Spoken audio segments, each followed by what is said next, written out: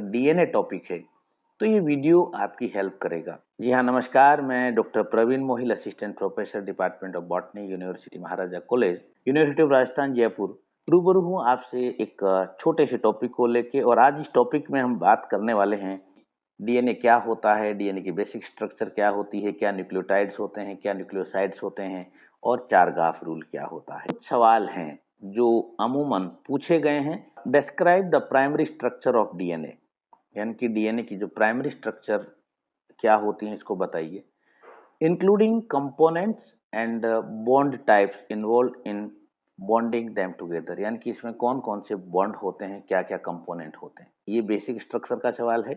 दूसरा सवाल देखिए, explain the significance of double helix structure of DNA. ये हमारा समझ में आना बहुत जरूरी है कि इसकी डबल हेलिक्स स्ट्रक्चर क्या होती है। अगला सवाल, compare and contrast the structure of DNA and RNA. हमें ये मालूम होना चाहिए कि डीएनए और आरएनए की स्ट्रक्चर में क्या अंतर होता है और क्या समानताएं होती हैं। पूछा है कि सिमिलरिटीज और डिफरेंस को बताइए। Discuss the role of hydrogen bond in maintaining the stability of DNA double helix, यानी कि डीएनए डबल हेलिक्स में जो हाइड्रोजन बॉन्ड का जो रोल है, इस पे सवाल पूछा जाता है। डिस्क्राइब स्ट्रक्चर ऑफ न्यूक्लियोटाइड और न्यूक्लियोसाइड। ये दो ऐसे वर्ड हैं, बहुत सिंपल से हैं अगर समझ में आ जाए तो, अगर समझ में नहीं आने पे ये काफी परेशान करते हैं। Anti parallel orientation of DNA, इसको भी हमें समझना होगा। सवाल देखिए, compare and contrast structure and function of B DNA and Z DNA, यानी कि क्या बी डीएनए और जेड डीएनए भी अलग अलग होता है, इस वीडियो में हम जानेंगे। What is Chargaff equivalence rule, how does it describe composition of DNA, and last question देखिए, explain the significance of Chargaff equivalence rule in understanding the structure and function of DNA. ये syllabus में आपके topic हैं, तो बने रहिएगा video में मेरे साथ अंत तक। ये वीडियो सिर्फ एकेडमिक पर्पस के लिए है, बहुत बेसिक लर्निंग के लिए वीडियो है। इसमें एडवांस कंटेंट को मैंने शामिल नहीं किया है, क्योंकि मेरा ये स्ट्रॉन्ग बिलीफ है कि जब बेसिक चीज़ें समझ में आ जाती हैं तो एडवांस चीज़ें तो स्टूडेंट आसानी से समझ ही लेता है, क्योंकि स्टूडेंट का माइंड बहुत एडवांस होता है। इन्वेंशन की बात करें तो इसमें साइंटिस्ट के नाम आ रहे हैं, James Watson, Francis Crick's, Rosalind Franklin और मॉरिस विल्किंस। वाई फेमस, यानी कि ये डीएनए इतना फेमस क्यों हुआ, इतना इम्पोर्टेंट क्यों हुआ। आप जहाँ कहीं पढ़ेंगे आप सारी कहानी डीएनए से ही चलती है, पूरी साइटोलॉजी या मॉलिक्यूलर बायोलॉजी या जेनेटिक्स। तो देखिए 1950 की बात है। The breakthrough occurred in early 1950, 1950 की बात है, was pivotal in understanding the molecular basis of genetic information, यानी कि 1950 के आसपास ये पता चला कि भाई जो जेनेटिक इंफॉर्मेशन है, यानी कि एक पीढ़ी से दूसरी पीढ़ी में जो सूचनाएं जाती हैं उनका क्या कंसेप्ट है।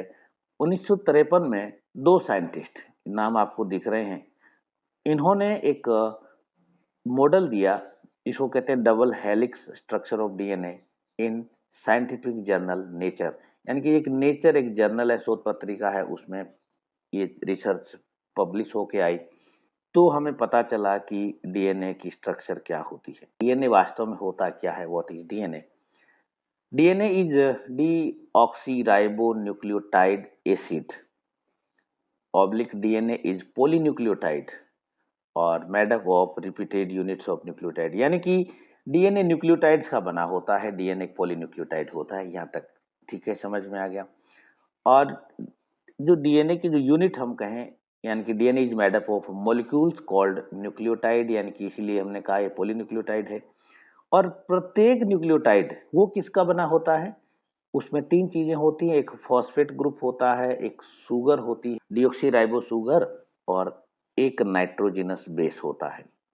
और जो डीएनए में ये चार नाइट्रोजनस बेस होते हैं, एडेनिन, थायमिन, ग्वानिन और साइटोसिन। सिर्फ इतना समझना है कि डीएनए एक पॉलीन्यूक्लियोटाइड होता है, यानी कि इसके अंदर बहुत सारे न्यूक्लियोटाइड होते हैं, और न्यूक्लियोटाइड में तीन चीजें होती हैं, एक फॉस्फेट, एक सुगर और एक नाइट्रोजनस बेस। फॉस्फेट ग्रुप, इसका केमिकल फॉर्मूला है PO4-3। इस पे हम ज़्यादा डिटेल नहीं जाएंगे, मगर इसको आपने पढ़ रखा है केमिस्ट्री में, तो आप वहाँ से इसको एक बार फिर देख लीजिएगा। अब जो शुगर की बात आती है, डीएनए के अंदर होती है डीऑक्सी राइबो शुगर, और आरएनए में होती है राइबो शुगर। यहाँ पे आप डीऑक्सीराइबोस शुगर की बात करते हैं, इसको आप यहाँ समझने की कोशिश करिएगा। जब आप डीएनए में आगे पढ़ते हो तो एक आता है 5, ऐसे लिखा था 5 एंड और 3 एंड ये लिखा आता है। तो 5 एंड का मतलब यहाँ पे जो आपको जो 5 दिख रहा है, यानी कि यहाँ से बॉन्डिंग बनती है, उसको 5 एंड बोलेंगे। और यहाँ पर ये देखो 3 नंबर आपको दिख रहा है, तो ये जो यहाँ पे बॉन्डिंग खाली है तो इसको 3 एंड बोलेंगे। सिंपल सा यहाँ से आया हुआ 5 एंड और 3 एंड। अब दूसरा आप देखें कि साहब ये दोनों में अंतर देखो आप, ये राइबोज शुगर है, यहाँ पे देखो ये OH है दूसरे कार्बन पे, इसलिए इसका नाम है राइबोज शुगर। और यहाँ देखो खाली H है, O गायब हो गया यहाँ से, इसलिए इसका नाम है डीऑक्सी राइबोज शुगर। इतना सा हमें शुगर के बारे में ध्यान रखना है, और यही डीएनए और आरएनए में अंतर भी होता है। ये हो गया हमारा फास्फेट ग्रुप हो गया, न्यूक्लियोटाइड में 3 चीजें हमने बताई थी, दूसरा शुगर हो गया, और तीसरा आ गए हम ये जो नाइट्रोजनस बेस हैं। अब नाइट्रोजनस बेस यानी कि हमने कहा कि ये 4 होते हैं डीएनए में, ए, टी, जी और सी। अब ये जो ए और जी है इसको बोलते हैं प्यूरिन, और जो ये जो है टी और सी इसको बोलते हैं पिनिपिडिन। अब यहाँ पे अगर आपको डिटेल पढ़ना है कि भाई प्यूरिन और पिनिपिडिन में क्या अंतर होता है, तो यहाँ से आप स्क्रीनशॉट ले सकते हैं। अगर आपको इनमें डिफरेंस समझना है तो आप यहाँ से स्क्रीनशॉट ले सकते हैं, और अगर नहीं पढ़ना तो आप इसको एक बार के लिए छोड़ भी सकते हैं। व्हाट इज न्यूक्लियोसाइड और न्यूक्लियोटाइड? मैंने बहुत सारे स्टूडेंट को यहाँ पे कंफ्यूज होते देखा है। देखिए न्यूक्लियोसाइड को पकड़ते हैं पहले। न्यूक्लियोसाइड का मतलब है, यहाँ देखो न्यूक्लियोसाइड में देखो शुगर, यानी कि डीऑक्सीराइबोस शुगर होती है तो इसको हम शुगर भी लिख सकते हैं, प्लस एक नाइट्रोजनस बेस, 4 हैं, 4 में से कोई भी एक, ये दोनों जुड़ते हैं तो न्यूक्लियोसाइड बनता है। ओके, और इस न्यूक्लियोसाइड में अगर हमने फास्फेट ग्रुप जोड़ दिया तो ये बनेगा न्यूक्लियोटाइड, यानी कि देखिए न्यूक्लियोसाइड प्लस फॉस्फोरिक एसिड, ये बना न्यूक्लियोटाइड। और हमने कहा कि डीएनए पॉलीन्यूक्लियोटाइड है, यानी कि बहुत सारे न्यूक्लियोटाइड जुड़ के डीएनए का निर्माण करते हैं। यहाँ इसको एक बार अच्छे से नोट करके रख लें, क्योंकि बहुत सारे कॉम्पिटिशन एग्जाम ऐसे छोटे छोटे क्वेश्चन बनते हैं और जहाँ बच्चा हमारा गलती कर देता है। सोचें कि न्यूक्लियोटाइड है, इसकी शक्ल कैसी होती होगी। देखो ये हो गया बेस, ए, टी, जी, सी कोई भी हो सकता है। ये हो गया हमारा शुगर, डीएनए है तो डीऑक्सीराइबोस शुगर होगा, आरएनए तो राइबोज होगा, और ये फास्फेट। अगर इतना ही है यहाँ तक का, ये तो हो गया न्यूक्लियोसाइड, और अब ये पूरा बन गया, ये हो गया न्यूक्लियोटाइड।